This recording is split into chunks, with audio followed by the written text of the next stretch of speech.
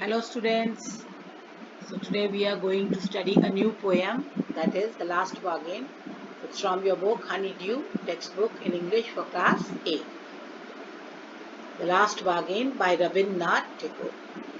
So you can see there's a man and there's a child and they are playing with some shells near the seashore. So let's enjoy the poem. First about the poet, Rabindranath Tagore, as you know, was the best known as a poet, but he had lots of talents.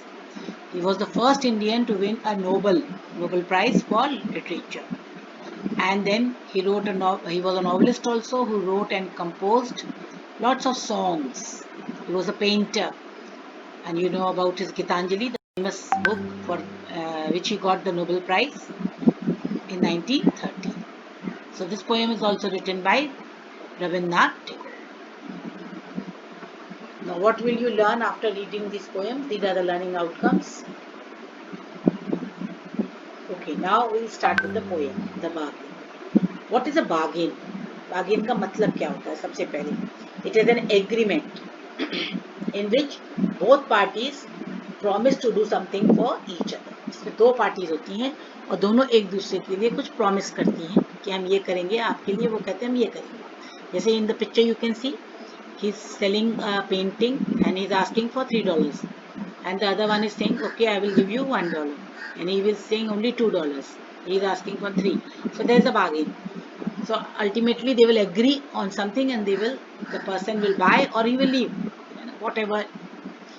Sometimes the bargain is struck, sometimes the bargain is not struck. कई बार होता है, कई बार नहीं होता है. तो अगर उनको सौदा पटेगा तो वो करेंगे, नहीं तो बंद करके चले जाएंगे. जैसे हम बाजार जाते हैं, कोई चीज़ खरीदना चाहते हैं, बार्गेनिंग करते हैं, है ना, और दोनों पार्टी जब एग्री होती है तभी वो चीज़ हो पाती है. अब यहाँ पर क्या बार्गेन हो रहा है? इसमें कुछ सेलिंग और वो नहीं, बाइंग नहीं हो रहा है. यहाँ पे someone is looking for work, waiting to be hired. वो कोई काम चाहता है. He strikes a bargain but thinks it worthless. उसको कई बार्गेन मिलते हैं, कई ऑफर मिलते हैं काम के, लेकिन वो उनको वर्थलेस समझ के यानी यूजलेस समझ के छोड़ देता है. He tries twice again but doesn't like either. तो उसको दो और मौके मिलते हैं लेकिन उनको कोई भी उन दोनों में से पसंद नहीं आता.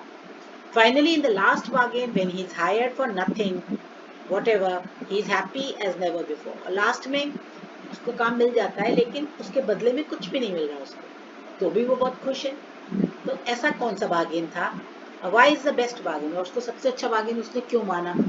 उसको इतने अच्छे अच्छे ऑफर्स मिले शुरू में, उसने उसको एक्सेप्ट नहीं किया, लेकिन बाद में जब उसको ऑफर मिला उसको उस बड़ी खुशी खुशी ले लिया और उसके बदले में भी उसे कुछ नहीं मिल रहा था. तो क्या था बार्गेन? तो आपकी क्यूरियोसिटी बढ़ गई होगी. चलिए अब स्टार्ट करते हैं हम लोग इस ब्यूटीफुल पोएम को. ये 16 लाइन पोएम है ना, ब्लैंक वर्स में. ब्लैंक वर्स क्या होता है? फ्री वर्स, जिसमें राइमिंग और रिदम नहीं होता है, राइमिंग स्कीम्स नहीं मिलेंगी आपको इसमें, ठीक है. और ये एक मैसेज दे रहा है. इस पोएम का मैसेज क्या है? For the materialistic world that no power, money और lust can make us happy. कि अगर हमको खुश होना है तो पावर, शक्ति, पैसा या कोई भी चीज की इच्छा, जरूरत से ज्यादा लालच करना, ये सब चीजें हमको हैप्पी नहीं कर सकती. हमको क्या चीज हैप्पी कर सकती है? हमको हमारी इंटरनल जब सेटिस्फेक्शन होती है, जब अंदर से हम सेटिस्फाई होते हैं, पीस होती है माइंड में, तभी हम हैप्पी होते हैं. तो ये इसके वर्ड मीनिंग्स है. स्टोन पेव्ड रोड यानी स्टोनी रास्ता, चैरियट यानी रथ, फोर व्हील कैरेज, है ना. नॉट यानी कि कंसिडर्ड वर्थलेस, नॉट माने कुछ भी नहीं, वर्थलेस. मिड डे माने मिडल ऑफ द डे. क्रोकेड माने नॉट स्ट्रेट, जो सीधा नहीं होता. Pondered, thought over. Hedge, a fence of bushes, झाड़ी है उसको बोलते हैं, घर के आगे लगी रहती है ना फेंस. मेड, स्पिंस्टर यानी नौकरानी घर में. ग्लिसन यानी चाइल्डिश. ग्लिसन माने होता है टू शाइन करना, ग्लिसन माने चमकना. वेवर्डली यानी इधर उधर जाना. चलिए तो let's enjoy the poem. Come and hire me. सबसे पहले हम लोग पोएम को पढ़ेंगे और आप लोग मेरे पीछे पीछे इस पोएम को एक बार बोलेंगे. कम and hire me, I cried, while in the morning I was walking on the stone paved road, sword in hand. The king came in his chariot. He held my hand and said, I will hire you with my power. What is power? counted for naught, and he went away in his chariot. Okay? आप लोग भी इस poem को एक बार पढ़ेंगे. I hope आपने पढ़ ली है पोएम. चलिए लास्ट उसका एक्सप्लेनेशन स्टार्ट करते हैं.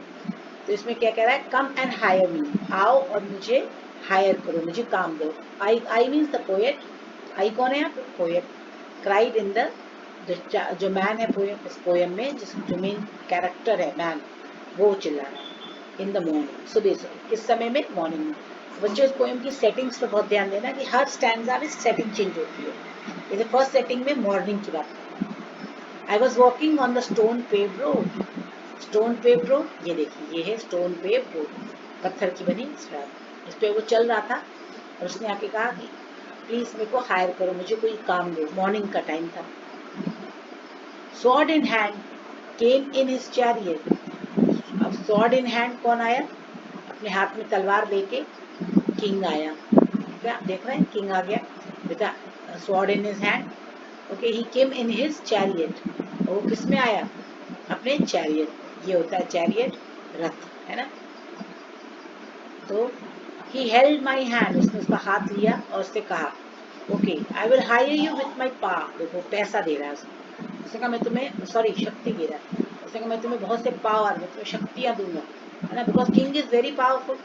तो जब किंग के संग कोई रहेगा तो वो भी पावरफुल हो जाएगा. तो उसने I hire with my power, but his power counted for not. लेकिन उसको वो पावर कैसी लगी? यूजलेस लगी, वर्थलेस लगी, है ना. एंड उसने ये बार्गेन उसको स्ट्रक नहीं किया और उसने इस बार्गेन से रिफ्यूज कर दिया. And he went away in his chariot. He means king. तो सबसे पहले उसको किसने बार्गेन किया? Yes, first bargain was given him by the king. And what did he wanted to give him? Share with him his power. And what was the time? In morning. Did the bargain struck? No, the bargain did not struck. Clear? समझ में आ गया? अब हम चलते हैं इसके explanation पे. ये वो सोच रहा है कि चाइल्ड है. अच्छा, अब इसका एक्सप्लेनेशन देखो. इन द ओपनिंग मूवमेंट, इसी 4 लाइन का एक्सप्लेनेशन है. ये मैं आपको इसलिए बता रही हूँ कि जब आपको क्वेश्चन आंसर आते हैं या जब आपको कुछ इसमें आता है तो आप don't use the words in the poem, you use the synonyms, because उससे आपको अच्छे मार्क्स मिलते हैं. In the opening movement who setting is in the morning setting. The speaker appears to be searching for employment. Speaker यानी जो बोल रहा है वो एम्प्लॉयमेंट ढूंढ रहा है. He cries come and hire. The king appears and offers to employ the seeker with his power.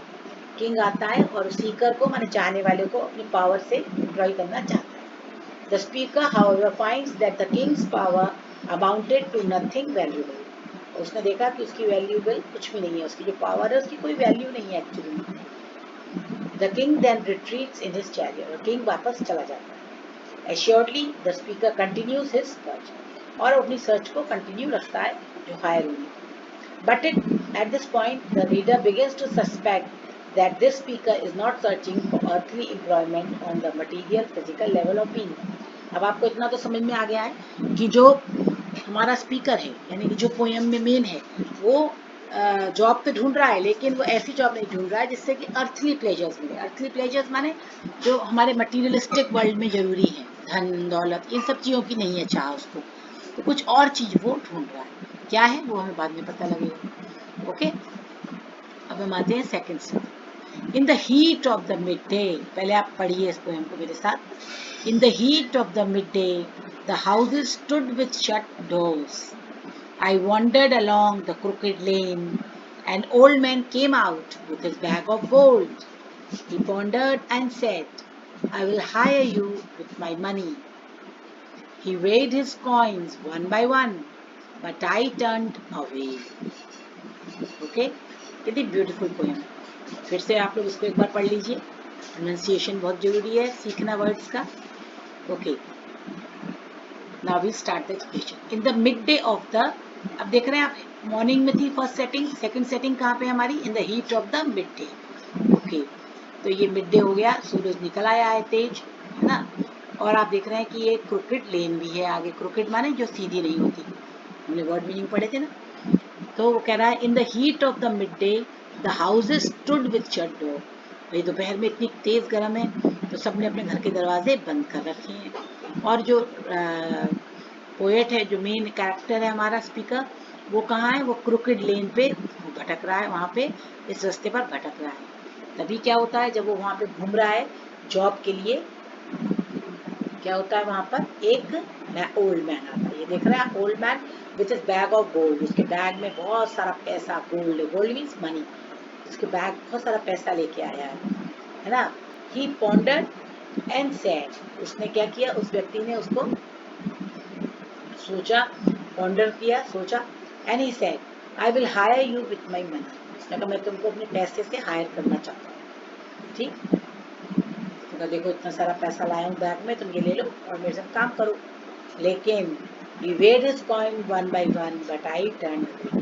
उसने अपना एक एक सिक्का, एक एक कॉइन को उछाल उछाल के उसको दिखाया, उसको लालच दिया, है ना, एंटाइसमेंट था उसको कि आओ ये कर लो काम, लेकिन आई टर्न अवे, लेकिन वो व्यक्ति ने वो काम नहीं किया, स्पीकर ने वो काम नहीं किया। तो ये तो आपको समझ में आ गया कि उसने पावर को भी रिजेक्ट कर दिया, उसने वेल्थ को भी रिजेक्ट कर दिया, है ना। और सेटिंग भी आपको समझ में आ गई, वो मॉर्निंग थी, ये मिड डे है, और उसमें वो पत्थर की उस पर चल रहा था सड़क पे, इसमें क्रिकेट लेन पे चल रहा था, और दोनों ही में उसने ऑफर्स को रिजेक्ट कर दिया। क्लियर, हम आगे बढ़ते हैं, इसका एक्सप्लेनेशन देखो। The speaker continues his search and now it is mid day, अब सुबह से दोपहर हो गई। ये देख रहे हैं बैग ऑफ गोल्ड लिए हुए old man. He notes that the doors to the houses are all shut, सारे घर के दरवाजे बंद हैं। Suddenly an old man appears with a bag of gold and reports to the speaker that he will hire him with his money. The old man weighed his coin one by one. Weighed his coin one by one माने show करना, है ना, materialistic चीजों को show करना। तो ये demonstration है his attachment to this pieces of material, यानी गोल्ड से उसका अटैचमेंट शो करने के लिए ये लिखा गया कि उसने अपने एक एक सिक्के को ऐसे ऐसे भजन कर करके उसको दिखाया कि देखो कितना पैसा है मेरे पास। But the speaker seeker is lightly disgusted by the spectacle and turns away.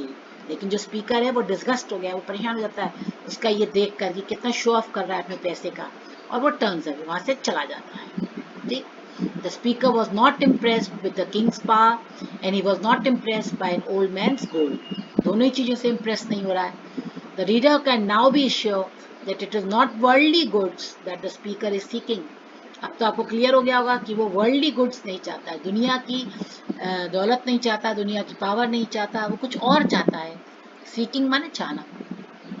He can be seeking only the love of the spirit, which is not to be found in worldly power and wealth. तो वो क्या ढूंढ रहा है, love of the spirit, यानी किसी का सच्चा प्यार ढूंढ रहा है वो, है ना, अनसेल्फिश किसी को ढूंढ रहा है, ऐसे व्यक्ति को जो अनसेल्फिश हो, जो इन सब ऊपर, है ना, जो वर्ल्डली चीजों में उसको नहीं मिल रहा है, इसलिए वो बार बार बार्गेन को रिफ्यूज करता है। Now the next stanza. It was evening, अब देखो पहले मॉर्निंग थी, फिर आफ्टरनून हुई, अब इवनिंग हो गई, शाम हो गई। The garden hedge was all aflower, और जो गार्डन की हेज थी, हेज क्या होती है, जो लोग घरों के आगे बाड़ लगा लेते हैं ना, उसको बाड़ को बोलते हैं हेज, फेंस, तो वो उसमें फूल ही फूल थे। तो वहां पर एक the fair made came out, एक गोरी सुंदर सी एक मेड आई, है ना, स्पिंस्टर, काम करने वाली, and said I will hire you with a smile, उसने कहा ओके आओ मैं तुमको स्माइल से हायर करती हूँ। पर ये क्या, her smile paled and melted into tears, उसकी स्माइल पेल थी, यानी उसकी स्माइल में चमक नहीं थी, यानी कि उदासी थी, एंड मेल्टेड इन टीयर्स, और उसकी आंखों में आंसू बहने लगे। And she went back alone into the dark, तो वापस खुद ही घर के अंदर चली गई। ओके, तो इस पोएम को एक बार पढ़ लेते हैं, सब लोग मेरे पीछे पीछे इसको पढ़ेंगे। It was evening, the garden hedge was all a flower, the fair made came out and said I will hire you with a smile. Her smile paled and melted into tears, and she went back alone into the dark. ये देखिए, ये made है, fair made है, आई है वो बाहर, उसको offer कर रही है आओ मेरे लिए काम करो, मैं वो स्माइल से काम कर रहा हूँ। लेकिन ये क्या है ना, उसकी स्माइल पेल थी, एंड शी स्टार्टेड क्राइंग, उसकी आंखों में आंसू आ गए। अब ये देखो ये हेज है, इसको काट रहा है ना, ये फ्लावर्स इसमें आ गए हैं। ओके, नाउ इसका एक्सप्लेनेशन देखते हैं। हाउएवर द स्पीकर या Sikar continues on into evening when she spies a garden hedge all over. उसको पूरे गार्डन है दिखाई देती है कि उसमें फूल ही फूल हो गए हैं। Then he meets a fair maid, फिर इसको गोरी सी मेड मिलती है, वो एजर्ट्स जो जोर दे के कहती है I will hire you with a smile. However, the seeker eventually experiences the change that comes over the aged human as the smile paled and melted into tears, and the maiden went back into the dark. यानी कि जो उसकी smile थी that was not true smile, artificial smile थी. From inside she was not happy. She was acting to be happy. वो खुश होने का नाटक कर रही थी, असल में वो अंदर से उदास थी. इसीलिए उसके चेहरे पे जो एक उदासी थी छाई हुई थी और थोड़ी देर में वो रोने लगती है. दैट मीन्स ट्रू हैप्पीनेस वहाँ पे पोएट को नहीं मिलती, इसलिए वो सफर को भी टर्न डाउन कर देता है. मेड खुद ही वापस अपने घर में अंदर चली जाती है. तो आप देख रहे हैं कि पहले वाले में पावर, दूसरे में वेल्थ और तीसरे में आर्टिफिशियल हैप्पीनेस. तो ये तीनों चीज़ें उसको अट्रैक्ट नहीं करती. तो अब क्या होगा, क्या उसको बार्गेन मिलेगा? चलिए देखते हैं. The sun glistened on the sand. पढ़िए इसको वर्ड को, ग्लिसन्ड है ना. The sun glistened on the sand and the sea waves broke waywardly. और जो सी की जो वेव्स थी वो इधर उधर हो रही थी, वेवर्डली, वेवर्डली. A child sat with playing with shells. एक बच्चा शेल्स के साथ खेल रहा था. He raised his head and seemed to know me and said, I'll hire you with nothing. From henceforward, that bargain struck in child's play made me a free man. Okay. आपने poem पढ़ ली. चलिए इसको मैं समझते हैं इसको. The sun glistened on the sand. बहुत ही खूबसूरत सा वीडियो है, देख सकते हैं आप इसको, कैसे सन जो है वो ग्लिसन कर रहा है, शाइन कर रहा है. देख रहे हैं आप, सैंड पे, वाटर पे. और ये जो सी वेव्स हैं ये भी वेवर्डली माने इधर उधर फैल रही है, इधर उधर भाग रही है ना. क्लियर हो गया आपको ये इमेजिनेशन पोएट की. फिर वहाँ पे क्या, व्हाट डिड सी दे, यहाँ पर ऐसा समुद्र का किनारा था, बड़ा ही सुंदर था, शाम का समय था, और उसने देखा कि एक बच्चा, child was playing with shells. देखो ये शेल्स है ना, ये शेल्स होते हैं, तो शेल्स के संग वो खेल रहा था. तो उसने जब उसको देखा, सीकर को, स्पीकर को, तो उसने क्या देखा कि उसने ही रेज्ड हिज हेड है ना, उसने अपना सर उठाया और उसने जैसे वो उसको जानता हो, बच्चों में क्योंकि बहुत ही इनोसेंस होते हैं, जल्दी दोस्ती कर लेते हैं. तो उसने अपना सर उठाया और उससे बोला I will hire you with nothing. उसने कहा मैं तुमको कुछ भी नहीं दूंगा, आओ मेरे संग खेलो, मेरे संग काम करो. और from hands forward that bargain struck in child's play. और वहीं से हैंड्स फॉरवर्ड भी तभी से आगे वो बार्गेन स्ट्रक कर गया उसको, और वो बच्चे के संग खेलने लगा, वो बच्चे के संग बैठ गया. In the beginning you saw that man was sitting with a child and playing, तो वही है. और अल्टीमेटली उसका ये बार्गेन हो गया and he made him free man, और वो एक फ्री मैन बन गया. चलिए अब हम समझते हैं इसको फ्री मैन क्यों कहा, फ्री क्यों. Finally the speaker walking along the seashore, observing the crashing waves and encountering a child at play on the shore, is offered. उसको एक ऑफर मिलता है चाइल्ड से, I offer you with nothing. और the last bargain was the best bargain. और यही bargain उसका best bargain था. क्यों? इसको बहुत जरूरी है समझना, ये क्वेश्चन आंसर में भी आता है, और यही मॉरल ऑफ द पोएम है. The one that frees the seeker from seeking satisfaction from earthly things. यानी दुनिया की चीजों से जो सेटिस्फेक्शन होता है उससे वो फ्री हो गया. It is silent spirit, the nothingness, contravening materiality, the space transcending time and matter, that becomes a true employer. Toiling for such an employer conveys upon the work of freedom, soul, awareness and bliss, none of which can be approached by power, money and worldly affection. यानी कि वो जो बच्चे के संग खेल रहा है तो वो फ्री हो गया है. फ्री किस चीज से? उसका सोल अवेयरनेस, उसकी आत्मा जो है वो फ्री हो गई है, उसके लिए एक ब्लिस है. ही इज गेटिंग नथिंग, उसको रिटर्न में कुछ नहीं मिल रहा है, लेकिन he is above materiality. Material चीजें माने जो दुनिया से लगी हुई चीजें हैं, उन सब चीजों से, टाइम और मैटर से जो चीजें ऊपर उठ गई हैं उसके संग. That means he is free. He is very happy from inside. His all tensions are gone. He is very happy playing with the child. Because the child is not giving him any materialistic things. उसको पैसा नहीं दे रहा है, power नहीं दे रहा है, but he is giving him the true happiness, true satisfaction, which is most important for us in our life. समझ में आ गया? तो इसीलिए उसने उस बच्चे के बागेन को लिया। अब ये देखो माइंडफुल और माइंडफुल, इसमें देखो हमारा ये हाल है, हम इस तरह से माइंडफुल हैं, हमारे दिमाग में इतनी चीज़ें घूमती रहती हैं, और अगर हम फ्री हो जाते हैं, we are a free man, तो हमारा दिमाग ऐसा हो जाएगा जहाँ हम नेचर को भी इंजॉय कर रहे हैं और लाइफ को जी रहे हैं। तो आप सोचिए कि पोएट अगर वेल्थ के संग चला जाता, पावर के संग चला जाता, है ना, आर्टिफिशियल स्माइल के संग चला जाता, तो वो इसी दुनिया में फंस के रह जाता है, ये मटीरियलिस्टिक वर्ल्ड, ये देख रहे हैं आप इसमें ये। लेकिन वो बच्चे के संग चला गया तो उसका माइंड फुल हो गया, यानी कि वो बिल्कुल फ्री हो गया, उसके सारे टेंशन रिलीज हो गए, and he was very happy internally. ये देखिए ये आदमी क्वेश्चन मार्क्स बने हुए उसके सर के ऊपर, that means he is in tension, he is in stress.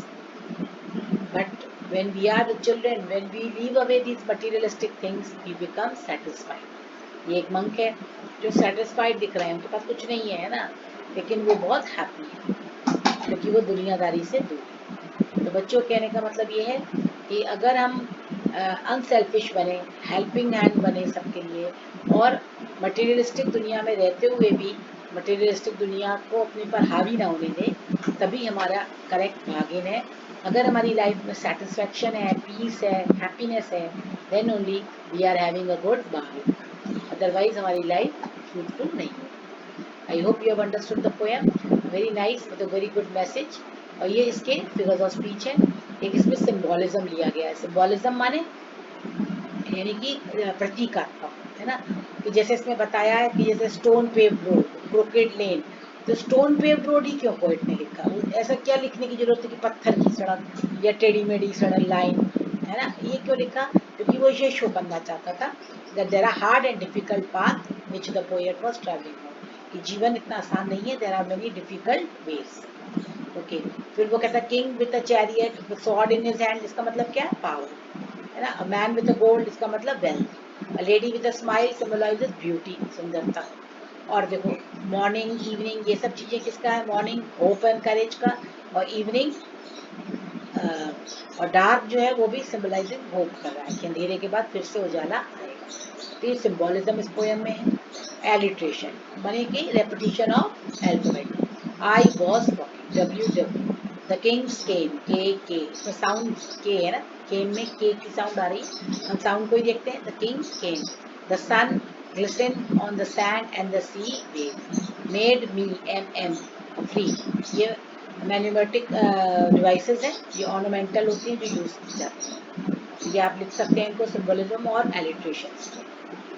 Okay, ये इसकी समरी है, एक बार दोबारा से आप पढ़ सकते हैं। और जो सबसे इम्पोर्टेंट है, जो मैंने इसमें हेडलाइन दिया है, at last a kid playing with the shell said that he would contract him with nothing and the bet was prevailed upon the kid's conduct and innocence. ठीक है, also the wager accepted the agreement and became a free man. Poet speaker है, कौन है इसमें question पूछा जाता है, who is the speaker? Speaker is the man who is looking for work. Okay, the speaker felt free after talking to the child on the beach. The child was playing with shells and he hired the speaker for nothing. This showed that he did not want any work from the speaker. In return, he offered him to nothing but happiness and cheer. तो उस बच्चे ने उसको क्या दिया? Happiness and cheer। Okay, ये आपका homework है। और ये और भी रिसोर्सेज हैं, अगर आप पढ़ना चाहें रविन्द्रनाथ की पोएम्स को तो ये है, इसको आप पढ़ सकते हैं। तो स्टूडेंट्स, आपको पीडीएफ मिल जाएगा क्वेश्चन आंसर्स का।